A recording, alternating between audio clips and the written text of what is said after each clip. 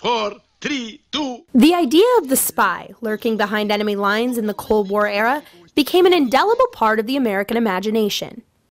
And it still lives on today. The principles and fundamentals never change. You're talking about trying to get critical information from your adversary, and guess what? They're trying to do exactly the same thing to you. And of course, technology has long been a part of espionage. Mechanical brain. Tell me, dear old box, where can we find the money? Not too far removed from the Rocky and Bullwinkle days, leading up to World War II, Germany developed the Enigma machine to code messages. There might be 1,000 people who intercept it. If they don't have a key list and they don't have a machine, they're not going to be able to understand what it means. Everyone thinks Enigma is unbreakable. Let me try, and we'll know for sure. The Allies eventually cracked the code. The movie The Imitation Game tells that story. Many historians believe that the breaking of the Enigma code shortened World War II by at least a year. And then there was wiretapping. In 1945, Soviet schoolchildren gave this wood carving of the U.S. seal to the American ambassador to Russia on his birthday. He was genuinely touched by this, so much so that he asked the workmen to put it on the wall of his study, where it remained from 1945 until 1952. Turned out, it was the gift that kept on giving.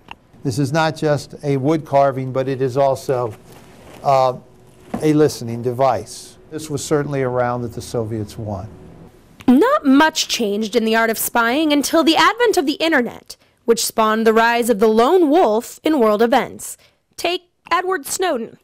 I was trained as a spy in sort of the traditional sense of the word, in that I lived and worked undercover overseas, pretending to work in a job that I'm not. Snowden was an NSA contractor, spying on U.S. spies and hacking U.S. computers so he could release a trove of documents that revealed the reach of U.S. data collection on millions of Americans. Even modern-day encryption methodology, as the Snowden revelations demonstrated, as the last couple years have shown, the quote-unquote unbreakable encryption devices, that's nonsense.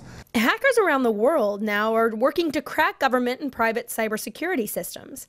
They're generally countries that have some other mission objective, not necessarily as mature as China or Russia. The FBI pinned responsibility for the Sony hack on North Korea. Experts say this marks a new phase in which cyber espionage could spark cyber war. We have been working up a range of options. I will make a decision on those based on what I believe is proportional and appropriate to the nature of this crime. You don't actually need a large government program anymore in Russia or China. You just need a dedicated group of hackers, or even one who has the skills to do some real damage overseas. It's the democratization of espionage, a whole new kind of threat. Lindsey Boerma, CBS News.